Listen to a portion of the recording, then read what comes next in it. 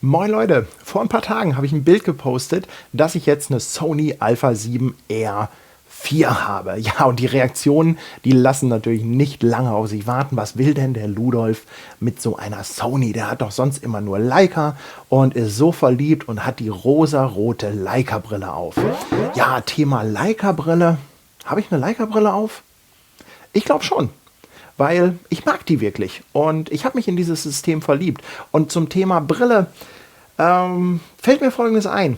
Ich glaube ganz einfach, dass es sogar für euch von Vorteil ist, wenn ihr Fotografen folgt oder deren Videos anguckt, die auch wirklich produktiv mit einem System arbeiten, die das auch über längere Zeit nutzen, die das in der Praxis im Einsatz haben. Das ist meiner Meinung nach viel aussagekräftiger, als wenn ihr euch jetzt Tests anschaut von Leuten, die jede Woche eine neue Kamera testen. Heute Fuji, morgen Sony, dann Canon, Nikon, Leica, was auch immer. Ich behaupte ganz einfach, dass die niemals so eintauchen können und niemals so viel Praxiserfahrung rüberbringen können. Deshalb ist das meiner Meinung nach mit der Brille gar nicht so verkehrt. Aber das heißt ja nicht, dass man nicht trotzdem mal rechts und links schaut. Ich nehme ja auch ganz viele Dinge wahr und es ist ja nicht so, dass ich mit totalen Scheuklappen durch die Gegend laufe. Beim Kamerakauf oder bei der Kameraentscheidung, da gibt es ganz unterschiedliche Prioritäten. Und bei mir war es halt so, dass in den letzten Jahren die Priorität Haptik, ja und auch Optik, Bedienung ganz weit oben war. Und das war der Grund dafür, dass ich mich in das Leica M-System verliebt habe, weil, ganz ehrlich, ich finde immer noch, es sind die schönsten Kameras, die es überhaupt gibt und schön kompakt, schön klein. Ähnlich ist es bei der Q bzw. der Q2. Jetzt hat sich aber was ergeben und zwar habe ich für nächstes Jahr einen Job an Land gezogen. Dieser Job wird sich über einen längeren Zeitraum hinziehen. Mehrere Monate, vielleicht sogar das ganze Jahr. Ist nicht Fulltime, aber es werden alle paar Wochen dort Produktionen stattfinden. Und diese Produktionen, die drehen sich sowohl um Foto als auch um Filmaufnahmen. Ja, und bei den Objekten oder Produkten handelt es sich um Dinge, die ziemlich schnell fahren. Genau genommen sind es Motorräder. Einzelheiten dazu werde ich bestimmt mal später erzählen, aber das Ganze muss erstmal anlaufen. Also da halte ich nichts davon, jetzt irgendwie über ungelegte Eier zu reden. Aber natürlich habe ich mir Gedanken darüber gemacht, Mensch, wie bewerkstelligst du das am besten? Und plötzlich ist halt das Thema Autofokus bei mir in der Prioritätenliste ziemlich weit nach oben gerückt. Also ich sag mal, wenn man Motorräder fotografiert und die sich noch bewegen, durch die Gegend fahren, dann kann man halt mit so einer M keinen Blumentopf gewinnen. Mit der Q oder Q2 wird das auch schwierig, weil man einfach brennweitenmäßig eingeschränkt ist. Jetzt habe ich noch die D750, muss allerdings sagen, ist jetzt zwar bildqualitativ alles top, das hatte ich ja auch letztens in dem Ugly Location Video gezeigt, das kann ich euch hier nochmal verlinken, falls ihr das nicht gesehen habt, aber ich dachte mir, du musst dich jetzt einfach mal auf dem Markt umschauen. Was ist denn eigentlich absolut State of the Art, was den Autofokus angeht? Jetzt habe ich mir die SL2 angeguckt. Die habe ich auch getestet. Habe ich auch ein paar Videos drüber gemacht. Wir haben den Autofokus auch nochmal getestet. Wird auch hier oben verlinkt. Und ich muss sagen, ich glaube, dass diese SL2 für das, was ich vorhabe, geeignet wäre, dass ich damit den Job machen kann. Aber da der Autofokus halt so weit oben in der Prioritätenliste ist, glaube ich, dass es andere Kameras gibt, die das besser machen. Und jetzt muss ich auch ganz ehrlich sein, ja, wenn man sich das Zeug kaufen muss und so eine Leica SL2 mit 2, 3 Objektiven, da bist du halt ganz schnell mal so 15 Schleifen los. Ja, selbst wenn man das irgendwie mit Sigma L-Mount Objektiven machen würde, es ist halt doch ein fettes Investment. Naja, und dann dachte ich mir, alle reden immer über Sony, alle loben den Autofokus immer über den grünen Klee. Guckst du doch einfach mal von der grünen Wiese, also als ob du dir jetzt wirklich das erste Mal eine Kamera kaufst. Ja, und dann habe ich mich mit Sony in Verbindung gesetzt und die haben mir glücklicherweise eine Kamera ausgeliehen und das ist halt die Sony Alpha 7R4. Ja, warum seht ihr die jetzt hier nicht im Video? Ganz einfach deshalb, weil ich sie nebenbei auch schon hier für die Aufnahme und das Streaming teste. Ich habe hier mal eine zweite Kamera aufgebaut. Das ist so ein bisschen behind the scenes. Das kann sein, dass das Bild von der zweiten Kamera nicht ganz lippensynchron ist, aber ist nicht weiter wild. Naja, auf jeden Fall habe ich mir die ausgeliehen. Ja, warum denn die Alpha 7 R4 überhaupt? Das ist ja dieses Monster mit über 60 Megapixeln. Ganz einfach deshalb, weil es das neueste Autofokussystem ist. Wahrscheinlich wäre für meinen Anwendungsfall die Alpha 7 III viel, viel besser geeignet. Die hat ja, glaube ich, 24 Megapixel. Aber die Vierer hat halt das neuere Autofokussystem. Das ist so ungefähr, denke ich mal, in der Region von der Alpha 9 oder Alpha 9 II. Ja, die 9 II wäre vielleicht auch eine Option, aber ich wollte mich erstmal in dem 7er Lager umgucken. Naja, und dann dachte ich mir, Mensch, die 61 Megapixel, die lässt du einfach mal außen vor. Guckst dir das an, in erster Linie wegen Autofokus und naja, höchstwahrscheinlich wird der ja auch irgendwann mal eine Alpha 7 IV kommen, also ohne R, die dann, weiß ich nicht, 24 oder weiß nicht, 30 Megapixel oder whatever ist. Also auf jeden Fall habe ich mir diese Kamera ausgeliehen. So, und ja, was sind denn jetzt so die ersten Eindrücke? Ich habe noch keinen ausgiebigen Test, also das wäre, das ist zu kurz jetzt. Ich habe die erst seit ein paar Tagen. Aber manchmal ist mir so ein erster Eindruck auch gar nicht so schlecht. Ich habe die ausgepackt, einfach mal in die Hand genommen, ein bisschen gedreht, gewendet, alle Knöpfe gedrückt und da habe ich echt gemerkt auch, ich weiß schon, warum ich so eine Leica geil finde. Also Haptik, Bedienung, die ganzen Knöpfe. Ich finde, das geht bei Sony alles nicht so schön. Ja, das ist alles, das fasst sich nicht alles so toll an. Das funktioniert alles, keine Frage, aber es hat mir auf Anhieb einfach nicht gefallen. Da ist also die SL2 meiner Meinung nach eine ganz andere Liga. Gut, es ist natürlich auch so, muss man fairerweise sagen, wenn man etwas nicht kennt, dann kommt es einem erstmal fremd vor. Und wahrscheinlich kann man sich an alles gewöhnen. Und ich denke mal, dass diejenigen von euch, die jahrelang schon Sony benutzen, die sagen, ach komm, ist doch alles tutti, läuft. Also von daher habe ich das jetzt auch nicht zu hoch aufgehangen. Da habe ich sie eingeschaltet. Und da war er wieder, dieser Sony-Moment. Ich habe ja die erste Alpha 7 damals, hatte ich auch getestet und ich glaube die 7, die erste R oder die zweite R, ich weiß es nicht mehr ganz genau. Und hey Leute, ganz ehrlich, ja, aber die Menüs, da klappen mir die Fußnägel hoch. Das Ding eingeschaltet und dann diese ganzen Abkürzungen alleine schon. Wie viele Menüpunkte und dann jedes zweite Menü ist abgekürzt. Ich habe dann auf einen Tipp von einem Zuschauer, habe ich sogar das Menü auf Englisch umgestellt, weil es meiner Meinung nach auf Englisch besser zu bedienen ist und besser zu lesen als die deutsche Version. Ich habe dann sogar Videos geguckt von Leuten, die halt ihre besten Einstellungen vorstellen. Ich dachte mal, was soll denn das? So ein Blödsinn-Video darüber, wie man eine Kamera konfiguriert. Ne? Nee, also es macht bei der Sony echt Sinn und ich habe wirklich einen halben Tag die Kamera komplett umkonfiguriert. Ich habe auch jeden dieser Knöpfe, die hat ja unheimlich viel von diesen Funktionsknöpfen, die habe ich alle neu belegt, damit diese Kamera überhaupt mal irgendwie für mich bedienbar geworden ist. Naja, auch da muss man jetzt fairerweise sagen, es ist alles Gewohnheitssache, man gewöhnt sich an alles und wenn man reinkommt, dann, es wird halt von Tag zu Tag besser. Aber ich glaube, dass mir selbst die eingefleischten Sony-User da zustimmen, dass das nicht unbedingt vom Benutzerinterface und Bedienkonzept das Ende der Fahnenstange ist. Also da geht noch einiges. Ja, und dann habe ich die Kamera eingeschaltet und habe die ersten Tests damit gemacht und dann der Autofokus. Boom, dachte ich, boah, geil.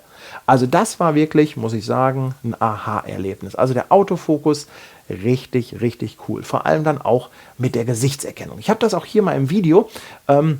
Also ich habe hier so ein bisschen rumgetestet. Ich glaube, dass der Autofokus im Videomodus über HDMI nicht ganz so schnell ist wie im Fotomodus. Das ist bei den meisten Kameraherstellern so. Aber ich habe jetzt hier einfach mal die Gesichtserkennung eingeschaltet und ein Anwendungsfall für mich ist ganz einfach, dass ich zum Beispiel in so einem Review euch irgendwie ein Produkt zeige. Und was ich halt möchte ist, ich möchte ein Produkt in die Kamera halten und dann möchte ich, dass der Fokus darauf geht und wenn ich das Ding wegnehme, dann soll er wieder zurückspringen. Und ja, es gibt da verschiedene Einstellungen. Jetzt im Moment habe ich einfach dieses breite Feld, was überall guckt. Das heißt, ich kann jetzt auch hier zur Seite, da ist noch das Gesicht und da ist noch das Gesicht. Und erst wenn ich jetzt hier ganz aus dem Bild gehe, dann wird der Autofokus wahrscheinlich auf den Hintergrund umspringen. Und wenn ich dann hier unten reinkomme, dann bin ich wieder scharf. Ja, und das funktioniert wirklich sehr, sehr gut. Ich bin da auch noch nicht ganz durch. Ich muss da noch ein bisschen rumtesten, was wirklich die beste Einstellung ist. Ja, und da habe ich natürlich dann auch gleich mal einen Vergleich zur GH5 gemacht. Die GH5 lasse ich auch nichts drauf kommen. Ja, super Videokamera, aber das leistet sie nicht. Sie hat zwar auch eine Gesichtserkennung, sie hat eine Augenerkennung, aber sie pumpt manchmal so ein kleines bisschen. Das habt ihr vielleicht schon mal in meinen Videos gesehen. Das ist so, manchmal ist das so ein Mikropumpen. Und da muss ich sagen, die Sony, die ist da einfach auf Anhieb viel, viel besser. Auch das ganze Tracking, also irgendwie Objekte verfolgen. Ich habe ein bisschen mit rumgespielt, ein bisschen unsere Hunde fotografiert und ich muss sagen, das ist schon wirklich beeindruckend. Also da echt Hut ab, muss man mal sagen. Das haben sie bei Sony wirklich gut hinbekommen. Ich bin schon sehr gespannt, wie sich das wirklich in der Praxis schlägt. Ja, warum eigentlich nicht die GH5, wenn die im Grunde genommen eigentlich zum Filmen so super geeignet ist? Es kommt noch ein weiterer Gedanke hinzu. Nächstes Jahr möchte ich mit dem Motorrad nach Norwegen. So, und mit dem Motorrad ist klar, Gewicht und Größe spielen eine Rolle. Ich möchte nur eine Kamera mitnehmen. Ja, was für eine Kamera nimmt man mit, wenn man fotografieren und filmen möchte? Die M fällt raus, kann nicht filmen. Die Q2 fällt raus, weil sie auf 28 mm begrenzt ist. Ich muss ganz ehrlich sagen, auch wenn ich damit viel mache, aber wenn ich so eine Reise antrete, also dann will ich mindestens irgendwie 28 und dann müsste noch ein 50er, 75er oder 85er dabei sein. Also 2 bis 3 Objektive möchte ich gerne schon mitnehmen. Ja, die GH5, die fällt raus, wäre zwar eine tolle Kamera, aber ich muss ganz ehrlich sagen, für Fotos, ich will Vollformat haben. Ja, seht ihr vielleicht anders, aber für mich spielt da einfach die Sensorgröße eine Rolle. Ja, und dann kam halt die Sony ins Spiel und es gibt halt einen Punkt, den ich besonders sexy finde. Es gibt ja für die Sonys diesen Tech-Art-Adapter, mit dem man Leica M-Linsen an die Sony adaptieren kann und noch obendrauf einen Autofokus bekommt.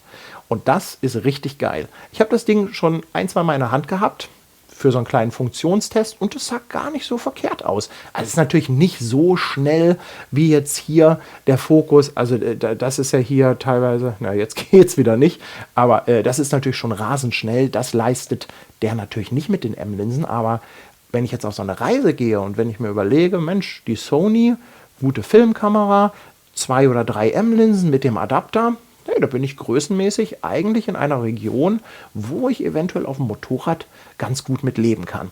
Ich verstehe auch ehrlich gesagt nicht, warum Leica sowas nicht baut. Ich meine, wie geil wäre das, wenn Leica einen nativen, also einen von Leica gebauten Adapter mit Autofokus für die SL2 bauen würde, um da M-Linsen zu adaptieren. Das wäre meiner Meinung nach mal richtig geil. Aber ob es das jemals geben wird, keine Ahnung.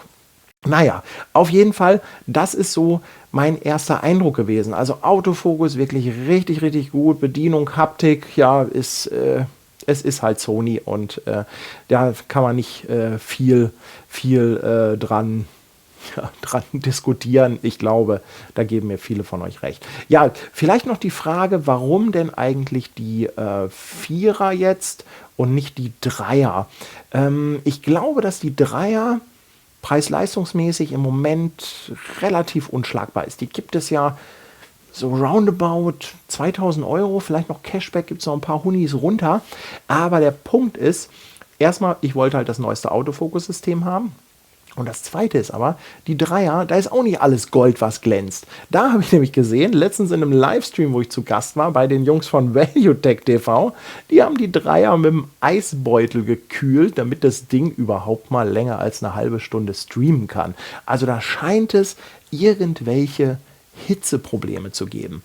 Habe ich jetzt auch noch nicht bis in die letzte Tiefe untersucht, aber das ist ein Punkt. Ein zweiter Punkt, der mir relativ schnell aufgefallen ist, die Dreier, die kann zum Beispiel nicht Gesichtserkennung, wenn man einen Monitor angeschlossen hat und auf SD-Karte aufnehmen will. Anwendungsfall ist ganz einfach. Das Klappdisplay bei Sony ist ja jetzt auch nicht unbedingt so eine Heldentat. Also zumindest für die Leute, die sich selbst filmen wollen. Man hat keine Möglichkeit, das nach oben oder zur Seite zu klappen.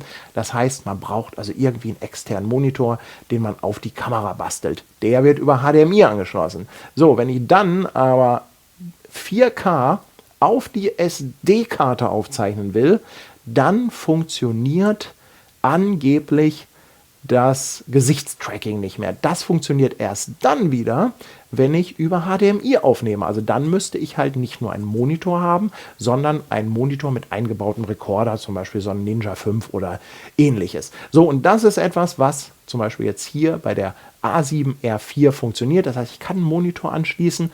Ihr seht ja, das ist jetzt eigentlich der Monitor, weil dieses Bild hier, das kommt ja über HDMI und die Gesichtserkennung, die funktioniert. Denn wenn das nicht der Fall ist, dann wäre es halt so, dass wenn ich jetzt hier mit der Hand rausgehe, dann würde die Kamera nicht umschalten, sondern auf der Hand bleiben, weil sie einfach nicht die Priorisierung aufs Gesicht hat. Übrigens, das ist auch etwas, was mir aufgefallen ist, wo ich auch nicht weiß, warum das so ist. Wenn man mit einem Smartphone die Sony steuert, dann ist auch nichts mit Gesichtserkennung. Und das ist übrigens auch bei der Vierer so. Habe ich gestern einen ganzen Dreh mit verkackt, konnte also 2 Stunden in die Tonne schmeißen, weil ich dachte mir natürlich, ach du steuerst du einfach die Kamera hier über Smartphone. Ja, darüber startest du einfach, machst deinen Bildausschnitt, so dass dein Gesicht schön in der Mitte ist. Ja, Pustekuchen, ne? Also sobald ich die Hände hier hingehoben habe, also wirklich hier, ist der Fokus sofort umgesprungen auf die Hände, weil die irgendwie weiter vorne waren. Kann man wahrscheinlich umgehen, wenn man das Fokusfeld hier irgendwo positioniert und man das nicht alles der Automatik überlässt. Aber es war halt einfach so ein Ding. Naja, gut, lange Rede, kurzer Sinn. Das ist so, ja, meine Überlegung, das sind im Prinzip meine Beweggründe, warum ich mich im Moment einfach mal ein bisschen umschaue. Ich bin auf jeden Fall super gespannt, ob die Sony jetzt auch wirklich abliefert in der Praxis. Bisher sieht es ganz gut aus. Ja, und dann muss ich einfach mal schauen, was ich da wirklich mache. Ich muss wahrscheinlich eine Entscheidung irgendwie Ende Januar, Anfang Februar treffen, was ich da mache. Also dann irgendwann brauche ich das Gerät. Und ja, bis dahin werde ich jetzt mal ein bisschen testen. Mal gucken, vielleicht gibt es ja doch irgendwann eine Alpha 7 IV, also ohne R, wird mir wahrscheinlich besser liegen. Aber gut, man muss natürlich das nehmen, was jetzt gerade da ist. Ich danke euch auf jeden Fall fürs Zuschauen. Ihr könnt ja mal in die Kommentare reinschreiben, was ihr darüber denkt, was so eure Ansichten sind. Vielleicht auch, was ihr für Erfahrungen gemacht habt. Also für mich ist Sony noch so ein bisschen Neuland, aber also ich komme Tag für Tag ein paar Schritte weiter und bin gespannt, wo das Ganze endet. Ich danke euch fürs Zuschauen. Tschüss, Leute.